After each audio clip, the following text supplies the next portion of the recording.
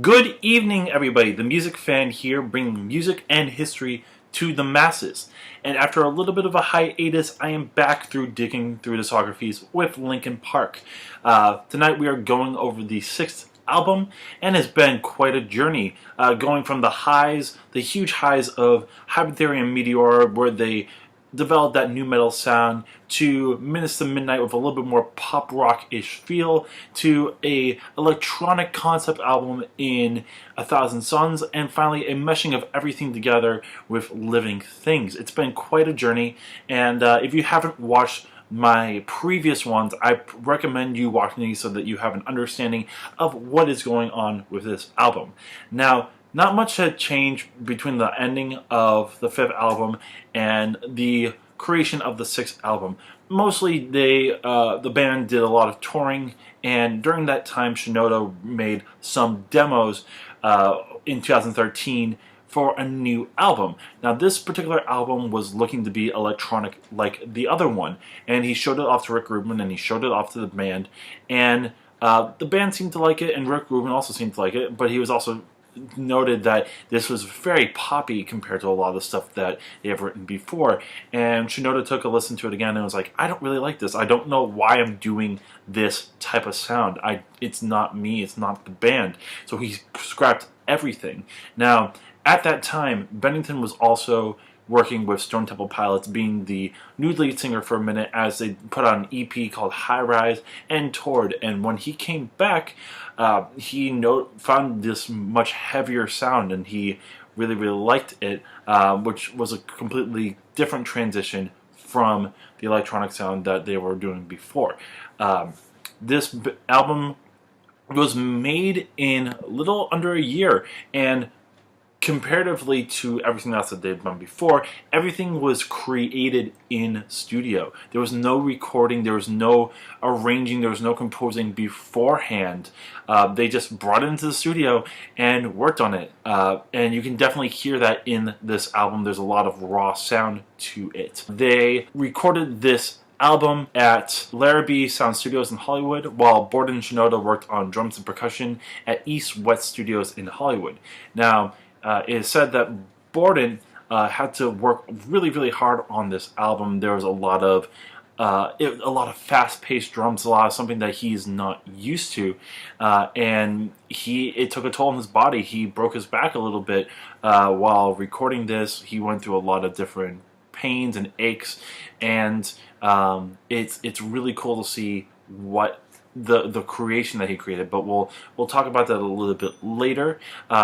At the same time, Delson was working with a couple of different other amplifiers, including amplifiers from Orange, Bogner, and ENGL, providing a core sound, while he also used Chandler brand amps to use overdubs on higher parts. This was a completely different sound from their previous albums. It was trying to take that Hybrid Theory idea and that Meteor idea and make it heavier, make it more mature, because at that time they were, still in college, and they were talking about teenage angst and young people angst. And now, at being 37 and in their late 40s, want to talk about more mature ideas and more mature sounds. And that's where the name comes from, the hunting party, if you will. They are the party that is hunting for that sound again, and hunting for the sound of rock instead of being cookie cutter like a lot of bands that were out there at the time. I believe Shinoda actually noted that in an interview, kind of taking a little bit of shots at the people in the mainstream at that point in time. One of them being churches, or churches, however you want to say it. And actually, the lead singer from Churches came back and said that was a uncalled for shot. So a little bit of beef, I guess, in the music industry. The other thing with this particular album, first off, Rubin is not on this at all. He did not produce any of this. It was just Delson, and it was Shinoda. And also, for the first time, they had a lot of collabs on this album. Rakim, the rapper, was on Guilty All the Same. Paige Hamilton from Helmet is on All for Nothing. Darren Malakian, the guitarist from System of a Down, is on Rebellion. And Tom Morello of Rage Against the Machine fame and Audioslave fame was on Drawbard. Now, this album had 5 singles, and weirdly enough, finally, now we get to a point in the music industry where you're dropping a lot of singles early, and you can definitely see it on this particular album, because this album had 5 singles, and all of them dropped before the album actually dropped. So you had Guilty All the Same on March 7th, 2014, Until It's Gone on May 6th, 2014, Wasteland on June 1st, 2014, Rebellion June 4th, 2014, and Final Masquerade on June 10th, 2014, before the album dropped on June 13th, 2014. Now, another really cool thing about this album, and just like the last album, the artwork is phenomenal. I really, really like it. The drawing itself is an original drawing entitled The Archer by visual artist James Jean, and they also took a 3D model of it made by Brandon Paravini. Now, they also worked on Living Things, or at least Paravini worked on Living Things, and it has, some of my favorite artwork by this band. If you haven't seen it before, you'll see it at the front of this this album review, and as you can see, it's really, really cool. At least I really think it is. And there's even some cool videos, like we've talked about before. Guilty All the Same has this really cool video of a level designed in this thing called Project Spark, the video game, and the music itself it affects the world around it, which I think is really cool. Though it doesn't have as much of the really cool stuff as previous albums did, it still has a decent couple of music videos. But anyways, that's mostly the background around it. So, what do I think about this album? How does it compare to everything else? So, like I said, this is a much more raw and more energetic and more heavy sound than anything that they've ever done. The drum work is fast-paced. The guitar work is heavy, full of interesting guitar parts, and even some solos. This feels more like a rock band than any other point in time. There have been albums where Delson hasn't really been shown, kind of like on, I would say probably 1,000 Suns. You don't really hear much of Delson, and, even with Borden, the drums aren't always the main factor in any of these albums. You kind of have more of the electronic drums than anything, and there are some bits and pieces on certain albums that have some interesting drum work. The ones that come to mind is When They Come For Me, but most of them are usually like not stereotypical drum sets. So it's really cool to see these two come to the limelight, and that might push Han away a little bit. Han's not as much of a focus on this one. There isn't as much electronics, there isn't as much turntables, though there is a little bit of electronics at points in time. But it shows more drum, more guitar work, and it's really cool to see this side of them. I didn't know if they had the talent to do that, and it was really cool to see that. Like the other ones, Shinoda and Bennington kind of divvy up the songs. There are some songs where Shinoda raps on, particularly Keys to the Kingdom, All for Nothing, Wastelands, and A Line in the Sand. Now, in terms of the raps themselves, the first two, pretty decent. Keys to the Kingdom, not too bad. Just nothing like hugely memorable on that one. All for Nothing, awesome rap on there. It's the best part of that song, if you will. Wasteland, the arrangement around it sounds a lot like When They Come For Me, but it's still the best rapping on this album by him. But in contrast, A Line in the Sand is the worst. It's maybe one of his worst raps ever, if you call it a rap. It's very even pace and not much to it. It's kind of like he's more talking than rapping, so it's kind of hard to say whether or not he is actually rapping on that one. But if you call it, it's his worst on there. But we'll get to more of that a little bit later. As for songs that are just Bennington, you have War, you have Until It's Gone, Martha Grace, and Final Masquerade. All of those are just sung by him. And then everything else is kind of just a mishmash of those two together. So Rebellion is one where they sing together on it. And then I would say Kings of the Kingdom.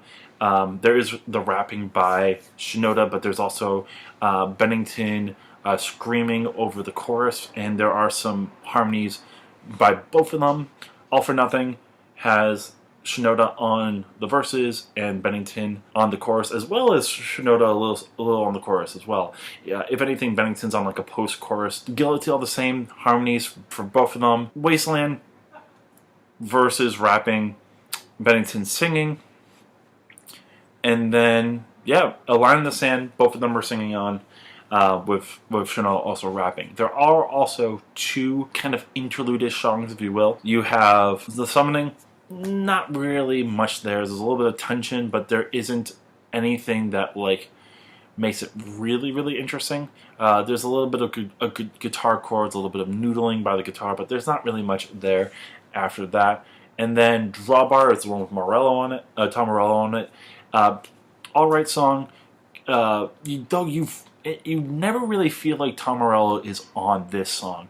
It's a lot more piano than anything, and there seems like there's like a little bit of improvisation / like warming up from the band on this, but you never really feel like Morello's on there. There is some cool piano chords at the end, but not worth it for that 2.5 minute song, just for that like last half a minutes. So those are basically the ideas of all these songs.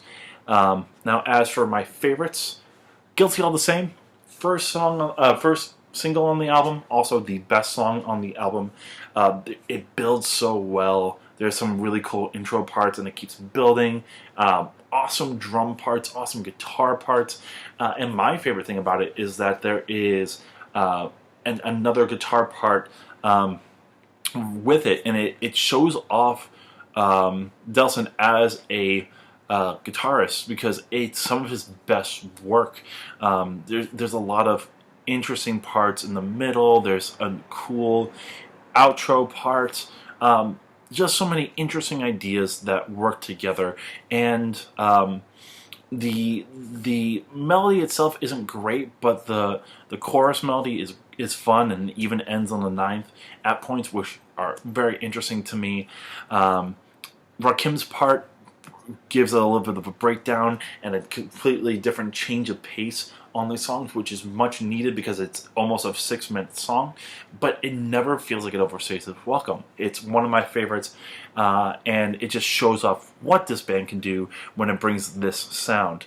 Another really cool one is Rebellion. It has more of an electronic sound to it at points, but the guitar work is also killer. This is the one with Darren Melikian, hopefully I'm saying that right, from System of a Down, and his influence on this one definitely shows with the guitar work, the muted guitar work. The drums are killer. All of it is so rich with sound and with energy, and it's just hard-hitting and just really cool. The harmonies are great on the chorus. The melody line is pretty cool.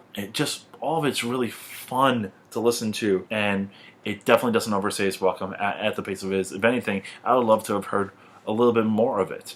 Wastelands, the one that kind of sounds a little bit like When They Come For Me, it definitely has that feel a little bit, though it does have actual drums rather than like hand drums and stuff like that. And I really like the rap from Shinoda, though the chorus by Bennington is kind of weak, and that's why it's one of the it's not as high as everything else. And then Until It's Gone, I know it's kind of cheesy in terms of the words and the melody, but I love the arrangement of it. It's kind of simplistic, but not really. It's definitely a single song, but it's not hugely oversimplistic as some of the other songs that we'll get to a little bit later. I love the 6/4 feel in these little parts that aren't the verses and the chorus. The drums are cool. There's a lot of really good layering on this song. I just wish that the lyrics were a little bit better, because this would have made a much better song that way, and unfortunately it doesn't happen that way. A lot of this album is good. Martha Graves, though it stays a little bit long, is really cool in terms of the guitar work. Really interesting guitar chords, though again, kind of like with Wastelands, this song also reminds me of another song, and that is the ending part of Blackout from 1,000 Suns. It's weird that a lot of these songs kind of remind me of other songs from other albums. Another one being Keys to the Kingdom, where it has a little bit of a thing in the first verse. It kind of sounds like that beginning part for Waiting for the End. And again, it's another one borrowing from 1,000 Suns. It's really weird that keeps happening. But Kings of the Kingdom is a pretty solid opener, though, like, again, nothing hugely special, but it establishes the sound that we are looking for. We also have a song like War, which has very much punk rock influences, though it's the way that Linkin Park would do it, with some screaming, some country guitar, some interesting drum work. It even has a little nice pause in the first chorus, but this is definitely how Linkin Park would do punk. Everything else, though, this is where we get to a little bit of the lackluster songs, but luckily there aren't as many of them. Like I said, Drawbar and The Summoning, you can't really throw those in there because they're kind of interlude-ish, but don't really do much for the album. All for Nothing, not a bad song. This is the one with Paige Hamilton from Helmet, but it is a nice contrast to the first song, which is Keys to the Kingdom, where this is a little bit slower, kind of like how I talked about with Lost in the Echo and In My Remains from Living Things, or even if you want to go even further, Paper Cut and One Step Closer, where you have this fast pace and then a more slow song. It does give a nice little contrast, but other than Shinoda's good flow on there, the chorus is kind of boring, and it feels a little bit too raw to be on this album. But the kind of the big killers for me are the last two songs. Final Masquerade, very simplistic song, very simplistic arrangement, is one of the lightest songs on this album, very simple. The melody is very repetitive. I wish that it wasn't on this album because it doesn't seem to really fit with everything else. The drums are really cool at the end, but again, you're waiting 3 minutes for that really interesting drum part. And it's sad that that is on this album. It could have been on another one. I could have probably seen this one on Minutes to Midnight before I see it on this particular album. Not a hugely bad single. I understand it's a single mentality idea of that song, but just not worth it to me. And then the biggest sin on this album is A Line in the Sand. When you first listen to this song, not bad. It has some nice build to it. Then you start hearing parts that sound oddly the same as Guilty All the Same. Even one line that seems like actually stolen from it. Then it keeps going on. It's like, okay, maybe that's just an homage to that song. It was a good song, by the way. It was the best song on the album to me. So maybe it's just an homage to it. Then you keep going. And the choruses come back in. And you realize they basically made the song again just longer and not as interesting. Shinoda's rap, like I said, not worth it. Compared to Rakim, this is nothing. The chorus isn't as good. The melody isn't as good. There's an interesting bridge part. The outro fades off really well. There's probably the best guitar solo on the album in this. But at 6.5 minutes, 40 seconds more than Guilty All the Same, it does less with more. And it's sad because it's the last song on the album. It should not end the way that it does. And that, unfortunately, puts a little bit of a damper on this album. But all in all, it's a it's not exactly Hybrid Theory, it's not exactly Meteora. Just like Living Things wasn't necessarily either of those two, but it takes elements from what makes them good and makes it more mature. Has a lot more interesting ideas, things that they probably would not have been able to do 20 years ago, and or I guess 15 years ago. There's a lot longer songs on here. There's a lot more complex arrangements. The drumming's much better. The guitar works much better. Yes, you don't have that electronic tinge as much, and that's why it's not the new metal sound. It's a hard rock sound. But it's a solid album. I didn't like it when it first came out, but now listening through it again, I can see why people like this, and I actually do like this. But we'll get to exactly how much I like it in a minute. I would say if you are more of a fan of Hybrid Theory and Meteora, this would probably be more up your alley than everything else around it. Just know that it's a little bit harder than that compared to Living Things and Minutes to Midnight and 1,000 Suns being kind of softer. This is on the harder side. If you ever wanted Linkin Park to be heavier, this is the one for you. So this particular album debuted at number 3 on the Billboard 200, and they sold 110,000 copies in the first week, only behind Lana Del Rey's Ultraviolence and Sam Smith's In the Lonely Hour. This was actually the first part of the year where 3 albums had sold 100,000 copies in the first week.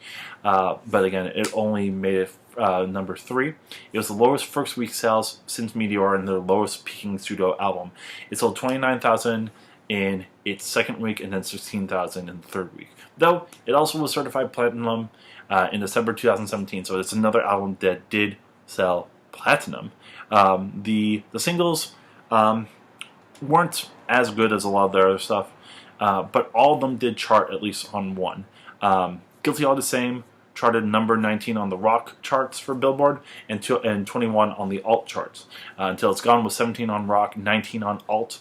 Wasteland was just on the rock chart at number 25. Rebellion also on the rock chart at number 21.